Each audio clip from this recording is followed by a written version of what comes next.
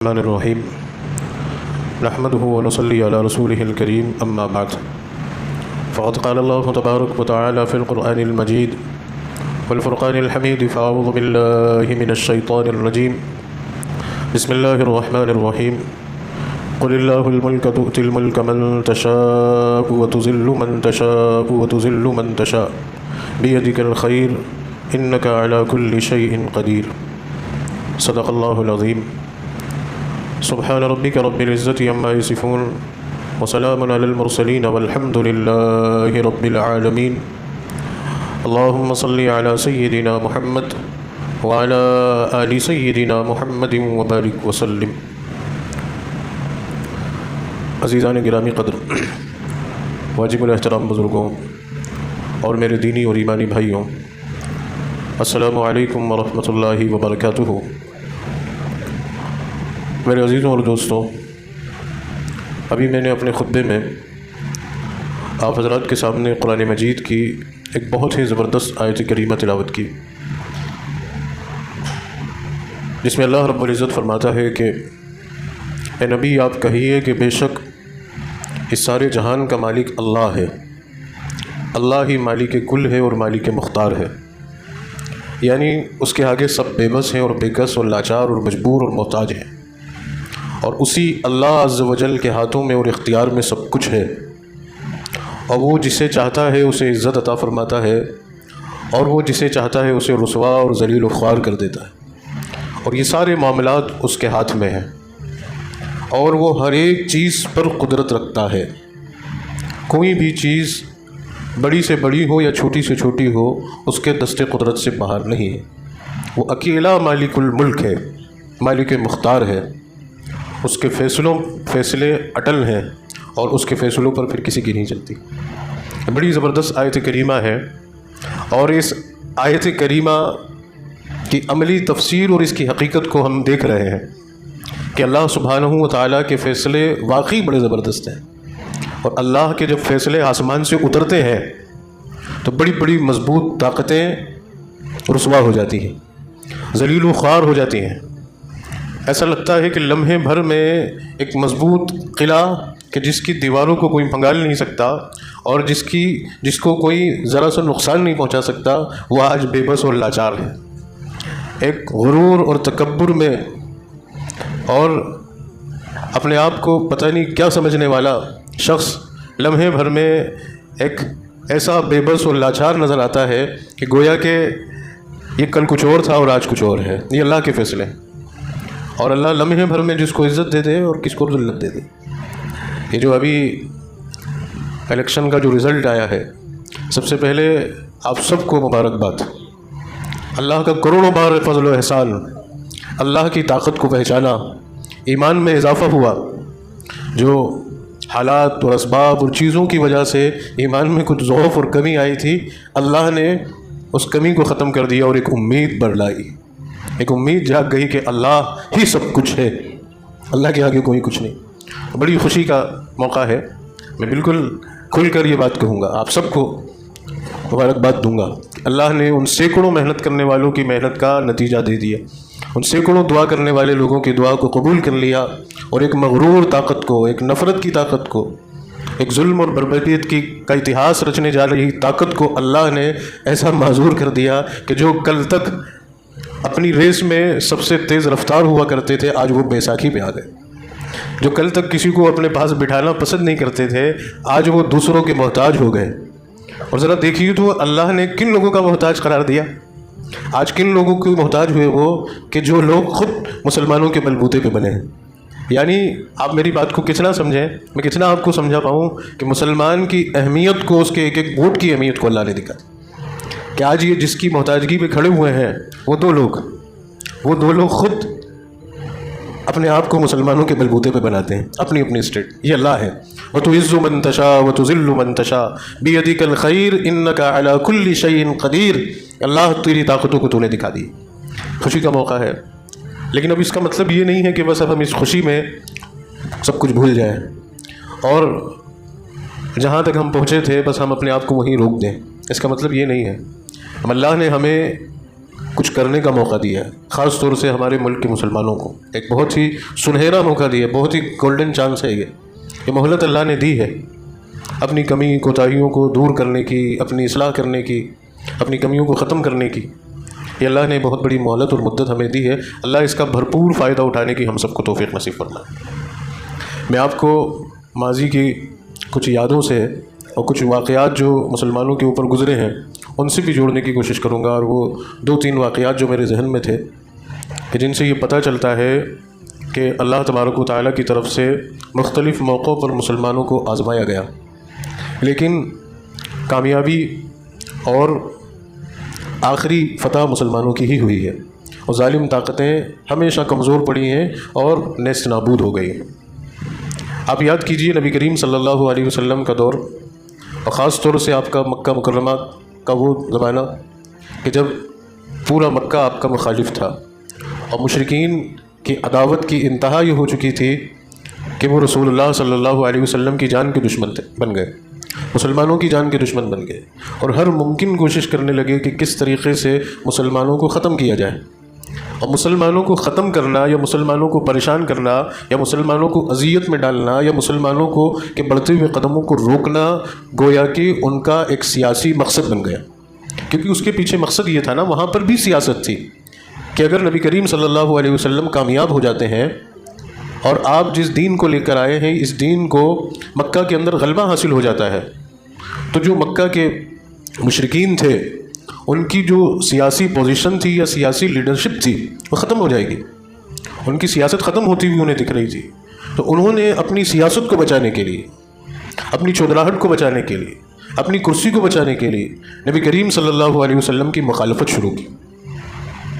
اس وجہ سے کیونکہ ان کو نہیں روکا گیا تو سب کچھ ختم ہو جائے گا۔ یہ ہوا کہ پہلے جو نبی کریم صلی اللہ علیہ وسلم کے ہاتھ پر لوگ مسلمان ہوئے تھے، اور ان میں بھی جو کمزور طبقے کے لوگ تھے، جو غریب لوگ تھے، ان کو ڈرایا اور دھمکایا، ان کے اوپر ظلم کرنا شروع کیا، ان کی لنچنگ شروع ہوئی، کہیں پر بھی بھیڑ کسی کو بھی اکیلے کو پکڑتی اور اس کو مارنا شروع کر دیتی، یا کوئی کسی کے یہاں ملازم ہوتا تھا تو اس کا آقا اور اس کا سردار اس کے اوپر زیادتی کرتا اور اس سے یہ کہتا کہ تو اپنے دین کو چھوڑ دے اور یہ جو ہمارا دین ہے اس کو قبول کر لے، تو ہم تیرے اوپر یہ زیادتی اور ظلم جو کر رہے ہیں بند کر دیں گے۔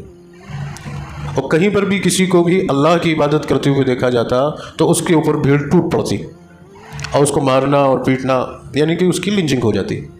یہ شروعات ہوئی غریب طبقے سے، مظلوم طبقے سے، پھر دھیرے دھیرے جب یہاں سے بات نہیں بنی تو پھر اب ان مالداروں کو ڈرایا اور دھمکایا جانے لگا، اور ان کو ان کے کاروبار کے تباہ ہو جانے کا خوف ان کے دل میں بٹھایا گیا کہ اگر آپ ہماری بات نہیں مانیں گے تو ہم آپ کی معیشت تباہ کر دیں گے، آپ کے کاروبار ٹھپ کر دیں گے، آپ کو کاروبار نہیں کرنے دیں گے۔ یہ بھی ہوا۔ اس کے بعد جو کچھ سردار تھے یا کچھ سیاسی بیک گراؤنڈ کے لوگ تھے ان کو اپنی سیاسی چودراہٹ کے نتیجے سے ڈرانے کی اور دھمکانے کی کوشش کی گئی۔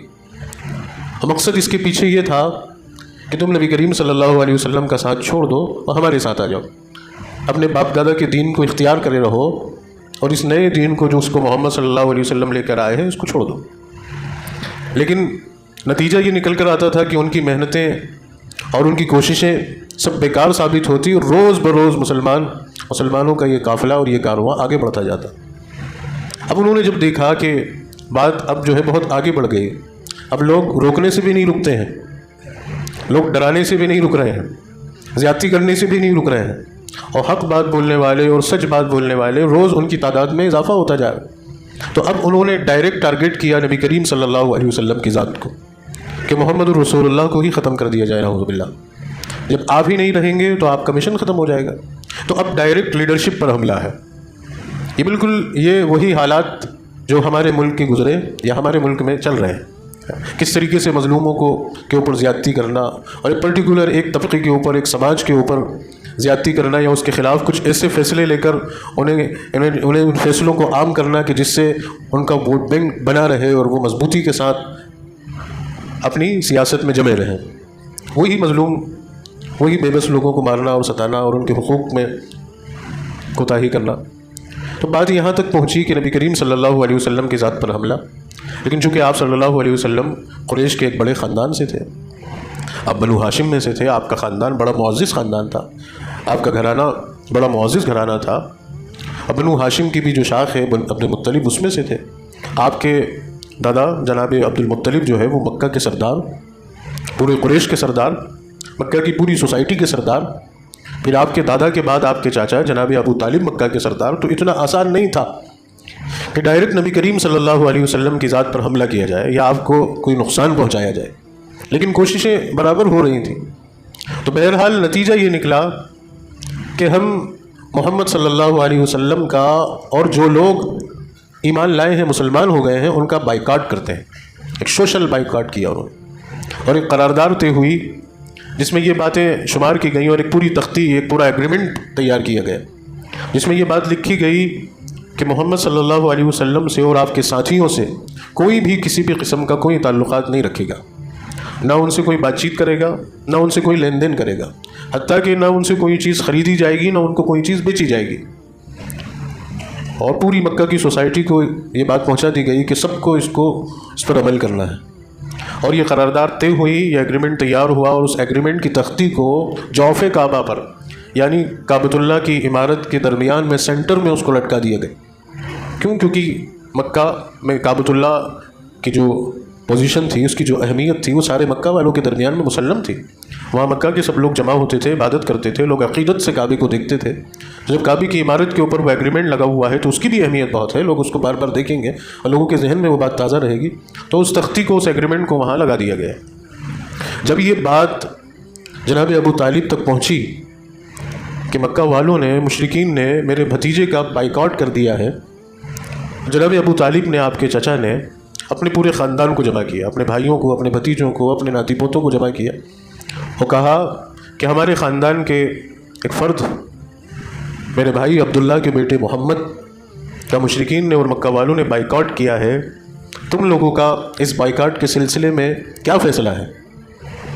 تو پورے خاندان نے یک زبان ہو کر یہ بات کہی کہ ہم یہ فیصلہ آپ کے حوالے کرتے ہیں، آپ جو فیصلہ کریں گے ہم سب اس کو مانیں گے۔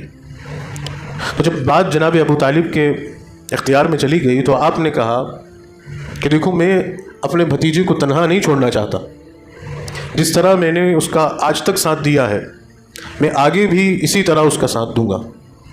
میں اس بائیکاٹ کے اندر محمد بن عبداللہ کے ساتھ ہوں، اور میں اپنے بھتیجے کو تنہا نہیں چھوڑوں گا، میں خود اس بائیکاٹ میں شامل ہوتا ہوں۔ پورے خاندان نے کہا کہ جب آپ ہمارے بڑے ہیں اور آپ کا یہ فیصلہ ہے تو ہمارا بھی یہی فیصلہ ہے، ہم بھی محمد صلی اللہ علیہ وسلم کو اکیلا نہیں چھوڑیں گے۔ اس میں ایک بڑی تعداد ان لوگوں کی تھی جو ابھی مسلمان نہیں تھے، صرف اپنی نسبت، اپنی رشتہ داری کا خیال کرتے ہوئے ان سب نے، مسلمان نہیں ہوئے تھے، محمد الرسول اللہ کا ساتھ دیا۔ صرف ایک شخص جس کا نام ابو لہب ہے اور جو آپ کا چچا ہے، بدبخت، جو مسلمان نہیں ہوا اور کفر اور شرک کی حالت میں ہی وہ مرا، وہ اس میٹنگ میں شریک ہی نہیں ہوا، کیونکہ اس کو اس بات کا اندازہ تھا کہ ابو طالب محمد کے صلی اللہ علیہ وسلم کے حمایتی ہیں، اور ضرور ان کی رائے کو ترجیح دی جائے گی، اور ان کی رائے محمد رسول اللہ کے حق میں ہوگی۔ اگر میں وہاں شامل رہوں گا تو مجھے بھی وہ بات ماننی پڑ جائے گی، تو وہ شامل ہی نہیں ہوا، اور اس نے آپ صلی اللہ علیہ وسلم کا ساتھ نہیں دیا، اور وہ پورے خاندان سے الگ ہو گیا۔ آپ جانتے ہیں شاید کہ عربوں کے یہاں نسب کا اور خاندان کا ایک بڑا سلسلہ ہے، اور اس کی بڑی اہمیت ہے، وہ اس چیز کو بڑی ترجیح دیتے ہیں، اور وہ دشمن کے مقابلے میں اپنوں کو کبھی تنہا نہیں چھوڑتے۔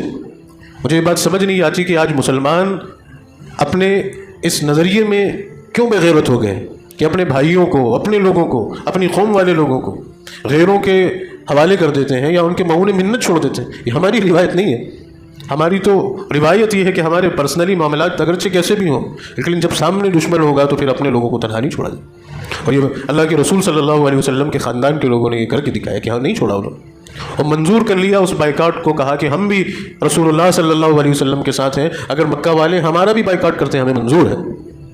جناب ابو طالب نے کہا کہ اب یہ کیا جائے کہ ہم لوگ سب ایک ساتھ رہیں، کیونکہ گھر سب کے، کسی کا گھر کہاں، کسی کا گھر کہاں، کسی کا گھر کہاں، سب کو ایک ساتھ مل کر رہنا ہے، متحد ہو کر رہنا ہے، اکیلا کسی کو نہیں رہنا۔ اگر اکیلا رہیں گے تو پریشان کیا جائے گا۔ تو یہ فیصلہ لیا کہ شیب ابی طالب، یہ وہ جگہ ہے جو مکہ کی دو پہاڑیوں کے درمیان میں ایک جگہ تھی جو حضرت ابو طالب کی تھی، اور یہ ہوتا تھا کہ قریش کے جو بڑے لوگ تھے، جو سردار تھے یا جو قریش کے خاندان کے جو لوگ تھے، سب کی اپنی اپنی پرسنل جگہیں ہوتی تھیں. تو وہ شیب ابی طالب کو انہوں نے ڈکلیئر کیا کہ ہم اپنے یہ بائیکاٹ کی مدت یہ زمانہ وہاں گزاریں گے. آپ کے سارے خاندان کے لوگ نکل کر اپنے گھروں سے وہاں آ کر جمع ہو گئے اور وہاں انہوں نے وہ دن گزارے. اب جو ابو لہب تھا، وہ جو آپ کے ساتھ نہیں شریک ہوا تھا، وہ مشرکین کے پاس جاتا تھا اور ان سے کہتا تھا کہ دیکھو میں نے کتنا بڑا کام کیا ہے. میں نے لات اور منات اور عزا جو مشرکین کے بت تھے، اپنے بتوں کے خاطر اپنے خاندان کو چھوڑ دیا. تمہارا میرے بارے میں کیا رائے ہے؟ تو وہ لوگ اس کی تعریف کر دیتے تھے کہ بھئی ہمارے نزدیک تم بڑے اچھے آدمی ہو. لیکن وہ بے غیرت تھا، وہ بے غیرت تھا. اگرچہ لوگوں کی تعریف اسے ملتی تھی لیکن اللہ کی طرف سے لعنت اس کے اوپر اترتی تھی. اب حال یہ ہوا کہ یہ جو بائیکاٹ رہا ہے یہ 3 سال رہا ہے اور اتنا خطرناک، اتنا زبردست رہا ہے کہ کسی کو بھی ان حضرات سے بات کرنے کی بھی ہمت نہیں پڑتی تھی، یا کوئی بات بھی نہیں کرتا تھا. چیزوں کا لینا اور دینا سب بند. جتنے دنوں کا کھانا تھا، اناج تھا، وہ ان لوگوں نے اس کو استعمال کیا اور اس کے بعد اب نوبت یہ آئی کہ کھانے کو کچھ نہیں ہے. جو لوگ اس بائیکاٹ میں شریک تھے ان میں سے حضرت سعد ابن ابی وقاص رضی اللہ تعالیٰ عنہ فرماتے ہیں کہ ہمارے پاس کھانے کے لیے درختوں کے پتوں کے سوا کوئی چیز نہیں ہوتی تھی، اور درختوں کے پتے چبا چبا کے ہمارے جبڑے چھل گئے تھے، ہماری زبان زخمی ہو گئی تھی. اور ایک وقت یہ آیا کہ درختوں کے پتے بھی ختم ہو گئے، درختوں کی چھال کھانا شروع کی. بڑوں نے تو یہ دن برداشت کر لیے، لیکن بچے کس طرح صبر کرتے؟ اور بچوں کی کلکاریاں اور ان کے رونے کی چیخیں سن کر مشرکین خوش ہوتے تھے، گویا کہ وہ مسلمانوں کو پریشان دیکھ کر انہیں خوشی ہوتی تھی، اور دوسرے لوگ ان کی تعریف کے پھول باندھتے تھے. بہرحال بڑے سخت دن تھے، بڑے سخت حالات تھے. یہی حضرت سعد بن ابی وقاص رضی اللہ تعالیٰ عنہ فرماتے ہیں کہ بھوک کی شدت کا یہ حال تھا کہ جو بھی چیز ہمیں میسر ہوتی تھی ہم وہ کھا لیا کرتے تھے. کہتے ہیں ایک دن رات میں اندھیرے میں چل رہا تھا اور میرے پیر کے نیچے کوئی چیز آئی اور وہ مجھے نرم لگی، اور میں نے رات کے اندھیرے میں بھوک کی شدت کی وجہ سے اس چیز کو اٹھا کے کھا لی، اور مجھے آج تک نہیں پتا کہ وہ کیا چیز تھی. تو اسلام کے خاطر، مسلمانوں کی عظمت کے خاطر، نبی کریم صلی اللہ علیہ وسلم کی شخصیت کے خاطر اور آپ کے لائے ہوئے دین کی حفاظت و تبلیغ کے خاطر ان لوگوں نے وہ قربانیاں دی ہیں جن کو آج ہم سوچ بھی نہیں سکتے. اور ان کی قربانیوں کا نتیجہ اور ان کی قربانیوں کا صلہ یہ ہے کہ آج الحمدللہ یہ دین مبارک اور دین اسلام ہم تک پہنچے. یوں آسانیوں سے نہیں آیا، اس کے ہم تک پہنچنے میں بے شمار قربانیاں ہیں. اور ایسی ایسی قربانیاں لوگوں میں، صرف ایک واقعہ آپ کو بتا رہا ہوں، اللہ کے رسول صلی اللہ علیہ وسلم کی زندگی کا، آپ کی سیرت کا. ہم میں سے شاید کوئی بھی اس پورے مجمع میں ایک شخص بھی ایسا نہیں ہوگا کہ جو کھڑے ہو کے یہ دعویٰ کرے کہ میں نے اسلام کے خاطر، دین کے خاطر میں ایک دن بھی بھوکا رہا ہوں. ایک بھی شخص دعویٰ نہیں کر سکتا. میں یقین کے ساتھ کہہ رہا ہوں یہ. ہاں، اپنی مجبوریوں، اپنے حالات کی بات اور ہے، لیکن دین کے خاطر ایک شخص بھی ایک دن کا بھی فاقہ کسی نے نہیں کیا. اور ہم پھر کیا سمجھیں گے اسلام کو، اس کی عظمت کو کیا سمجھیں گے جب ہم نے قربانی نہیں دی؟ جن لوگوں نے قربانیاں دی ہیں اور جو دین کے خاطر آزمائے گئے، ستائے گئے، ان لوگوں کو اس دین کی اہمیت کا پتہ ہے اور اس کی عظمت ان کے دلوں میں اتری ہے. میں اللہ سے دعا کروں گا کہ اللہ تبارک و تعالی ہم ایسی قربانی دینے کے لائق نہیں ہیں. اللہ ہمیں ان قربانیوں سے اور ان آزمائشوں سے محفوظ رکھے اور دین اور اسلام کی عظمت ہمارے دلوں میں برقرار، دین اور اسلام کی عظمت ہمارے سینوں میں زندہ رہے. اور یہی بات ہم اپنی نسلوں کو، اپنے بچوں کو بطور تعلیم کے اور وراثت کے سکھا سکیں کہ دین کی عظمت کیا ہے.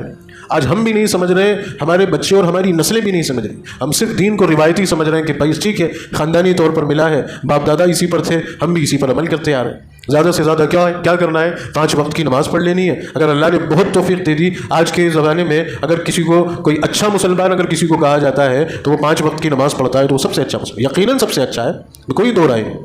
اگر وہ رمضان کے روزے بھی رکھ لیتا ہے تو اور اچھا. اگر وہ زکوٰۃ وقت پر پابندی کے ساتھ، اہتمام کے ساتھ، صحیح کیلکولیشن سے نکال دیتا ہے تو اور اچھا. اگر وہ حج بھی کر چکا ہے تو اور اچھا، وہ عمرہ بھی کر لیتا ہے تو اور اچھا. بس لیکن آپ ذرا غور کریں کہ یہ جتنے بھی اعمال ہیں یہ تو ہماری ذات کے لیے، ان سے صرف ہمارا پرسنل فائدہ ہے. نماز آپ کتنی پڑھیں، آپ کی نماز سے آپ کی ذات کے علاوہ دوسرے کو کیا فائدہ؟ حتیٰ کہ آپ کی اولاد کو بھی فائدہ نہیں، آپ کی بیوی تک کو فائدہ نہیں. آپ پڑھتے رہیں نماز، آپ اب کی پڑھیں گے اس کا ثواب آپ کو ملے گا، بیوی کی پڑھے گی اس کو اس کا ملے گا، بچوں کی پڑھیں گے اس کو ملے گا. روزہ آپ رکھیں، کس کا؟ دوسرے کا فائدہ، آپ کا فائدہ. حج آپ کریں، آپ کا فائدہ. صرف ایک چیز رہ جاتی ہے زکوٰۃ، کہ ہاں زکوٰۃ نکالتے ہیں تو وہ مال کے طور پر ہے، تو اس سے جس کو دی جاتی ہے اس کا فائدہ ہو گیا. لیکن اس کے علاوہ جو بنیادی 4 چیزیں ہیں اس میں تو خود ہمارا ذاتی فائدہ. لیکن ہمارا دین تو یہ کہا گیا کہ الدین النصیحہ، یہ خیر خواہی ہے، دوسروں کی خیر خواہی اور بھلائی ہے. تو دوسروں کی خیر خواہی اور بھلائی کہاں گئی؟ تو دوسروں کی خیرخواہی اور بھلائی والی بات کہاں ہے؟ تو دوسروں کی خیرخواہی اور بھلائی والی بات یہ ہے کہ ہم ان اعمالوں کی پابندی کے ساتھ، ان اعمالوں کے اہتمام کے ساتھ، ان اعمالوں کو مضبوطی کے ساتھ کرتے ہوئے اپنے معاشرے، اپنے سماج، اپنی قوم کے لیے کچھ کرنے کے لیے کھڑے ہو جائیں، اور کچھ کرنے کا ہمارا مزاج بن جائے، اور کچھ کرنے کے لیے ہم طے کر لیں کہ ہمیں اپنی قوم کے لیے. اور اسلام کی تعلیم اتنی وسیع ہے کہ اس میں پوری انسانیت کو شامل کیا گیا کہ ہمیں پوری انسانیت کے لیے کچھ کرنا ہے، ایک ایک انسان کے لیے کچھ کرنا ہے، اور ایک ایک انسان کو خوش کرنے کے لیے، اسے کامیاب بنانے کے لیے، اسے اللہ کا صحیح معنی میں بندہ بنانے کے لیے ہمیں سب کچھ کرنا ہے. یہ دوسروں کے لیے کرنے والی بات ہوئی. تو یہی ان لوگوں نے کیا. شیب ابی طالب میں 3 سال گزارے، کوئی ضرورت نہیں تھی. وہ لوگ اگر یہ کہہ دیتے کہ ہم نے محمد رسول اللہ کا ساتھ چھوڑا، ہم آپ کے ساتھ ہیں، وہ لوگ ان کو ہاتھوں ہاتھ لیتے مشرکین. ٹھیک ہے، آپ آؤ، اب آپ رہو ہمارے ساتھ، اب آپ کا بائیکاٹ نہیں، آپ ہمارے ساتھ ہو. لیکن انہوں نے کہا نہیں، ہم حق کے ساتھ ہیں، ہم سچائی کے ساتھ ہیں، ہم اسلام کے ساتھ ہیں، ہم دین مبین کے ساتھ ہیں، ہم محمد رسول اللہ کے ساتھ ہیں. ہم آپ کو نہیں چھوڑیں گے، اگرچہ بھوکے رہ لیں گے، اگرچہ بے سر و سامان رہ لیں گے، اور نگاہوں کے سامنے ماؤں کے گود میں بچے تلبلا رہے ہیں. عورتوں کو بھوک کی وجہ سے اور کمزوری کی وجہ سے چھاتیوں میں دودھ سوکھ گیا، وہ بچے کلکاریاں مار کر رو رہے ہیں، لیکن ماں باپ کے پاس کچھ کھلانے کو نہیں. اور 3 سال کی مدت، اب ان 3 سال کی مدت میں کوئی کسی کی مدد کرنے کے بارے میں اگر سوچتا بھی تھا تو اس کو روک دیا جاتا تھا. پہرے اتنے سخت تھے کہ مجال کی کوئی مدد کے لیے کوئی چیز لے کے چلا جائے، حتیٰ کہ رشتہ دار بھی دور سے کھڑے ہو کے دیکھتے تھے اور افسوس کرتے تھے، اور یہ بات کہتے تھے کہ ان کو ضرورت کیا ہے یہ سب کرنے کی. لیکن کہیں نہ کہیں ان کے دل کے اندر ترس آتا تھا، تو وہ اس ترس کو ظاہر بھی نہیں کر پاتے تھے اور خاموش چپی باندھے ہوئے رہتے تھے. اگر باہر سے کوئی قافلہ آتا تھا تو مسلمان اس قافلے کے پاس جاتے تھے کہ کچھ سامان لے لیں، لیکن ابو لہب وہی آ کر کھڑے ہو کر اس قافلے والوں سے کہتا تھا کہ ان کو کوئی چیز مت بیچنا، یا ان کو اتنے ہائی ریٹ لگانا کہ یہ خرید نہ سکیں، اور تمہیں جو بھی نقصان ہوگا یا تمہاری جو بھرپائی ہوگی میں اپنی طرف سے کروں. تو کوئی بھی شخص ان کو کوئی چیز نہیں بیچتا تھا، اور خالی ہاتھ مسلمان واپس لوٹ کے آ جاتے تھے. اب کچھ لوگ ایسے بھی ہوئے کہ جنہوں نے مددیں پہنچائی ہیں، جن میں حکیم بن حزام جو حضرت خدیجۃ الکبریٰ رضی اللہ تعالیٰ عنہ کے بھتیجے ہیں، وہ چپکے سے کچھ سامان پہنچا دیا کرتے تھے، کچھ کھانے کی چیزیں پہنچاتے تھے. ایک روز ان کو ابو جہل نے پکڑ لیا اور کہنے لگا کہ تم یہ کیا کر رہے ہو، تم معاہدہ توڑ رہے ہو اور تمہیں شرم نہیں آتی کہ تم یہ کام کر رہے ہو. تو انہوں نے کہا کہ بھائی یہ میں اپنی پھوپھی کو چیزیں پہنچا رہا ہوں، تم کون ہوتے ہو روکنے والے؟ تو ابو جہل نے کہا میں تمہیں ایک دانہ بھی نہیں پہنچانے دوں گا، اور وہ ان کے اوپر حاوی ہونے لگے. وہیں پر ابو بختری کر کے ایک صاحب آئے اور انہوں نے ابو جہل کو ڈانٹ لگائی اور کہا کہ تم کون ہوتے ہو ان کو اس بات سے روکنے والے؟ اور پھر ابو جہل نے ان کو کچھ کہا تو انہوں نے ان کتابوں میں لکھا ہے کہ قریب میں اونٹ کی ایک ہڈی پڑی ہوئی تھی، اس کو اٹھایا اور اس کے سر پہ مارا اور وہ زخمی ہوا اور وہ وہاں سے بھاگے. تو حکیم بن حزام کا نام آتا ہے، وہ کچھ سامان پہنچاتے تھے. اسی طریقے سے ہشام بن عمرو صاحب ہیں، ان کے بارے میں بھی آتا ہے کہ وہ تجارتی کاروبار تھا. جب ان کے تجارت کے اونٹ آتے تھے تو وہ 1-2 اونٹوں کو جو اناج سے غلے سے لدے ہوئے ہوتے تھے اس طرف شیب ابی طالب میں گھیر دیتے تھے، اور وہ اونٹ وہاں جاتے اور وہ سامان اتار لیتے. اس طریقے سے کچھ لوگوں نے مدد کی شروع کی، لیکن بات یہ کافی نہیں تھی. یہی شخص جن کا نام ہشام بن عمرو ہے، ان کو خیال آیا اور انہوں نے کہا کہ اب ان لوگوں کا کے اوپر ہونے والا ظلم ہمیں بغیر برداشت سے خالی ہے. اللہ تعالیٰ نے مشرکین کے اندر ہی کچھ ایسے حمایتی کھڑے کر دیے جو مسلمانوں کی حمایت میں پھر بولنے لگے اور مسلمانوں کی حمایت کی بات کرنے لگے. یہ جو لوگ تھے یہ ابھی مسلمان نہیں ہوئے تھے، غیر مسلم ہی تھے، لیکن انسانیت پر ان کو ترس آیا اور انسانیت کے لیے جو لوگ کھڑے ہوئے انہوں نے آواز اٹھائی اور انہوں نے کہا کہ میرے اکیلے کی آواز سے کچھ نہیں ہوگا. انہوں نے اپنے ہم خیال لوگوں کو ڈھونڈا اور ہم خیال لوگوں کو ڈھونڈتے ڈھونڈتے یہ جو ہے جناب ابو طالب کے نواسے اللہ کے رسول صلی اللہ علیہ وسلم کی پھوپھی کے بیٹے جن کا نام زہیر ہے ان کے پاس گئے اور کہا کہ زہیر تم کس حال میں زندگی گزار رہے ہو کہ ہمارے پاس تو ہر چیز ہے لیکن ہمارے رشتہ دار پریشان ہیں اور تمہارے خود کے نانا ماموں پریشان ہیں، ان کے پاس کھانے کا ایک دانہ نہیں ہے، تم پریشان کیوں نہیں ہو؟ اس نے کہا کہ چچا جان میں اکیلا کیا کر سکتا ہوں. تو انہوں نے کہا کہ تم میرے ساتھ آؤ، ہم خیال لوگ تیار کرتے ہیں اور ان قریش والوں کی، ان مشرکین کی بدتمیزیوں کو اور ان کے ظلم کو معاشرے کے سامنے لاتے ہیں اور پھر لوگوں کو اس حقیقت سے آگاہ کرتے ہیں کہ یہ غلط کر رہے ہیں. تو یہ 4-5 لوگ اکٹھے ہوئے اور ان 4-5 لوگوں نے مشرکین کے اس معاہدے کی مخالفت شروع کی اور ان کی اس مخالفت پر لوگوں کی تائید آئی. پھر ایک دن یہ ہوا کہ جب مکہ کے سارے لوگ اور مشرکین کعبے کے ارد گرد جمع تھے، وہاں زہیر کھڑے ہوئے اور انہوں نے کعبے کا طواف کیا اور کعبے کا طواف کھڑے ہو کر انہوں نے للکارتے ہوئے یہ کہا کہ یہ جو معاہدہ ہے اور یہ جو بائیکاٹ ہے میں اس کو نہیں مانتا اور میں اس کی مخالفت کرتا ہوں. ان کی آواز کو سن کر 2-4 لوگ اور کھڑے ہوئے. ابھی مکہ کے دوسرے سرداروں نے کہا کہ ہم تمہیں ایسا نہیں کرنے دیں گے. تو زہیر نے کہا کہ میں اس معاہدے کو ہی نکال کر پھینک دیتا ہوں، یہ جو تختی ہے جو ایگریمنٹ لگا ہوا ہے میں اس ایگریمنٹ کو ہی ختم کر دیتا ہوں. جب یہی نہیں رہے گا تو پھر کس بات کا معاہدہ؟ اور وہ اس کے لیے آگے بڑھے. تو مکہ کے سرداروں نے انہیں روکنے کی کوشش کی. ابو جہل بھی کھڑا ہوا اور عتبہ بھی کھڑا ہوا اور دوسرے سردار بھی کھڑے ہوئے ان کو روکنے کی کوشش کی اور وہ نہیں ان سے رکے اور وہ آگے بڑھتے جا رہے ہیں. اور جیسے ہی وہ آگے بڑھے اور وہاں جا کر کیا دیکھتے ہیں کہ وہ جو ایگریمنٹ کا جو کاغذ تھا, جو تختی تھی, وہ پوری کی پوری ختم ہو گئی. اس کو دیمک نے کھا لیا اور وہ سوائے اللہ کے نام کے اس پر کچھ بھی نہیں بچا. اور وہاں اس وقت جناب ابو طالب بھی موجود تھے, اور لکھا ہے کہ ابو طالب اس لیے آئے تھے, ان کو اللہ کے رسول صلی اللہ علیہ وسلم نے کہا تھا کہ چچا جان مجھے اللہ نے یہ بات پہنچائی ہے کہ محمد جو ایگریمنٹ ہوا تھا ہم نے اس ایگریمنٹ کو ختم کر دیا, تم جا کر دیکھو کہ وہ جتنی بھی قراردادیں لکھی ہوئی ہیں سب ختم ہو گئی, دیمک اس کو کھا گئی, کسی کو پتہ بھی نہیں چلا, سوائے اللہ کے نام کے کوئی چیز اس تختی پر نہیں لکھی. تو ابو طالب یہ بات لے کر, یہ پیغام اللہ کے رسول کا لے کر آئے تھے. انہوں نے کھڑے ہو کے کہا کہ مکہ والوں, مجھے میرے بھتیجے نے یہ بات بتائی تھی اور میں اس نیت اور اس ارادے سے آیا تھا کہ اگر میرا بھتیجا سچا ہوگا تو میں اس کا ساتھ دوں گا, اور اگر اس کی یہ بات غلط نکلی, غلط ثابت ہوئی تو میں پھر اس کا ساتھ چھوڑ دوں گا. لیکن میں نے کیا دیکھا کہ جو بات میرے بھتیجے نے مجھے بتائی وہ بات 100% سچی ثابت ہوئی, تو میں اعلان کرتا ہوں کہ میں آج سے بھی زیادہ اپنے بھتیجے کے ساتھ ہوں. اب پورا مکہ ایک طرف ہو جائے اور سارے مل جائے اور وہ میرے بھتیجے کا بال بھی باقا کر کے دکھائے, اور میں اس بات کا اعلان کرتا ہوں کہ میرے بھتیجے کا دین ہی سچا اور برحق.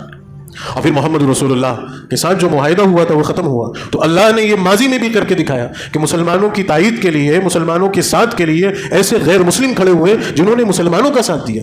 حکیم بن عدی, مطعم بن عدی, یہ وہ لوگ تھے جو مسلمان نہیں تھے لیکن مسلمانوں کی حمایت میں بول رہے تھے, مسلمانوں کو سپورٹ کر رہے تھے, مسلمانوں کا ساتھ دے رہے تھے. ایسے ظلم اور ستم کے حالات میں اللہ تعالیٰ نے ان مشرکین کو ان کو منہ کی کھانی پڑی اور اپنا تھوکا ہوا چاٹنا پڑا, اور سارے ذلیل اور خوار اور رسوا ہو کر رہ گئے. تو تاریخ میں ہم یہ بھی دیکھ کر آئے ہیں کہ اسلام کی صداقت باقی رہی ہے, مسلمانوں کی عظمت باقی رہی ہے, اور مسلمانوں کی مدد اللہ نے ہر موقع پر کی ہے. جب مسلمانوں نے کوشش کی ہے اور اپنے آپ کو سدھارنے کی, اپنے آپ کے لیے کچھ کرنے کی کوشش کی ہے, اللہ کی ایسی مدد آئی ہے کہ لوگ حیران رہ گئے.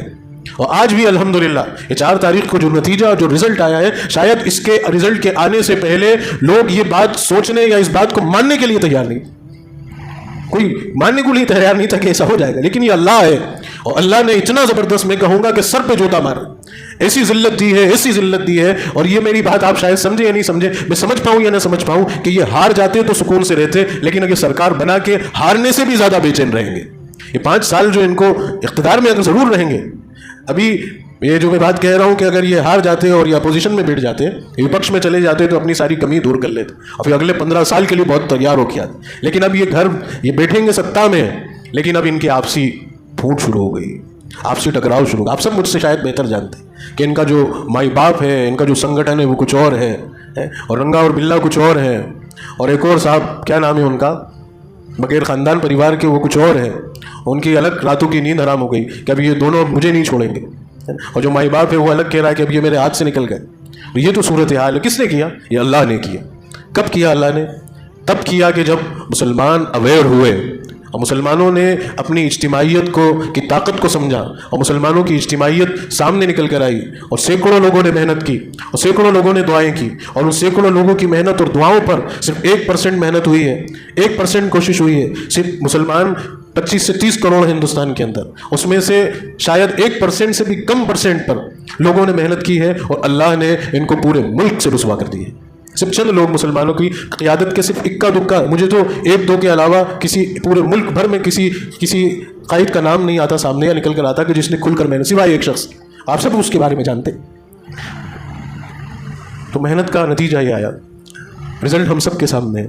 یو پی کے اندر مسلمانوں کی اجتماعیت اور مسلمانوں کی سیاسی سوجھ بوجھ اور ان کی بیداری کا نتیجہ یہ آیا کہ جو ان کا سب سے مضبوط قلعہ اور گڑھ, جہاں ان کو سب سے زیادہ ناز اور فخر تھا, سب سے زیادہ ہوش وہیں سے اڑے ہیں, سب سے زیادہ خرابہ وہیں سے ہوا. ان ایکسپیکٹڈ, سوچ بھی نہیں سکتے تھے, ویسی مار اللہ نے ماری. اور جس نگری کو, جس سرزمین کو, اور جس شہر کو, اور جس جگہ کو انہوں نے اپنے ایجنڈے کے لیے مرکز بنایا تھا, اللہ نے وہیں سے رسوا کر دی, وہیں سے رسوا کر دی. اور جس ایک شخص کے نام پر پوری سیٹوں پر چناؤ لڑا تھا, اس ایک شخص کی جیت کا یہ حال ہے کہ وہ 1.25 لاکھ اور 1.5 لاکھ سے جیتا ہے. یہ کیسی ذلت ہے بھائی, اس سے بڑی ذلت اللہ اور کیا دے گا. یہ صرف مسلمانوں کی تھوڑی سی محنت اور کوشش. ان صوبوں میں جن میں مسلمانوں نے محنت کی وہاں رزلٹ اچھے آئے. ہم سب مدھیہ پردیش والے, MP کے اندر ہمارے پاس وہ خبریں تھیں، ان لوگوں سے ہم جڑے ہوئے ہیں تو ہمیں باتیں پتہ چلتی تھی، پورے مدھیہ پردیش کے اندر 1% بھی محنت نہیں ہوئی مسلمانوں کی طرف سے. یہاں کا مسلمان ہاتھ پہ ہاتھ رکھ کے بیٹھا رہا، ہاتھ پہ ہاتھ دھرے بیٹھا رہا. ہم اتنی احساس کمتری میں اور اتنے مایوس ہو گئے اور حالات سے اتنے لاچار اور بے بس ہو گئے تھے کہ ہمیں اللہ پر یقین ہی نہیں رہا تھا. ہم تو یہ کہہ رہے تھے کہ کچھ ہو ہی نہیں سکتا، کوئی روک ہی نہیں سکتا. دیکھا آپ نے اللہ کی طاقت، اور شاید میں نے یہیں بیٹھ کے کہا تھا، میرے حضرت کی بات کہی تھی. آپ جو لوگ تھے انہوں نے یہ کہا تھا کہ ان کا 250 پار اپنے بل پہ 250 پار کرنا بھی مشکل نظر آ رہا ہے، اور وہی ہوا. کہاں تک پہنچے؟ 290-92 جو ان کے جو ہے الائنس کے ساتھ پہنچے ہیں. تو یہ بات کہی تھی ان لوگوں نے، ان اللہ والوں نے کہی تھی. میں آپ کو متوجہ کروں گا ان شخصیتوں کی طرف کہ آپ خدارہ اللہ کے بندے اور اللہ کے نیک لوگ اب آپ کو پکار رہے ہیں کہ مسلمانوں جاگ جاؤ، اب بیدار ہو جاؤ. ہم اپنے بڑھاپے میں اپنی عمر کے آخری دن چل رہے ہیں. ان آخری دنوں میں اس ایک شخص کی محنت کو میں نے اپنی آنکھوں سے دیکھا، اور میں ڈنکے کی چوٹ پہ اس کا نام لوں گا. اس لیے لوں گا کہ آپ سب اس شخص کے لیے دعا کریں، اس کی صحت و عافیت کی دعا کریں. وہ نام ہے حضرت مولانا خلیل الرحمان سجاد نعمانی کا، جو شاید آج اس وقت ملک ہندوستان میں وہ رول پلے کر رہا ہے جو شاہ ولی اللہ محدث دہلوی نے رول پلے کی. وہ حضرت مولانا علی میاں رحمۃ اللہ علیہ کی دعا کا اور آپ کی صحبت اور آپ کی تربیت کا ایک فرد ہے، جو اس وقت ہمارے بیچ میں اپنے بڑھاپے میں کھڑے ہوتے نہیں بنتی، سفر کرتے نہیں بنتی. لیکن وہ پورے ہندوستان کا کوئی صوبہ ایسا باقی نہیں رہا ہوگا جو پچھلے کچھ مہینوں میں جس سفر کر کے مسلمانوں سے انہوں نے گزارش اور مسلمانوں سے انہوں نے بیدار ہونے کی گہار نہیں لگائی ہو. MP میں بھی آئے تھے، پچھلے بھی ایک صوبے میں گئے اور وہ کہہ رہے ہیں کہ بیدار ہو جاؤ، متحد ہو جاؤ، اپنی طاقت کو سمجھو، اپنی اہمیت کو سمجھو. یہ دنیا تمہارے بلبوتے پہ چل رہی ہے.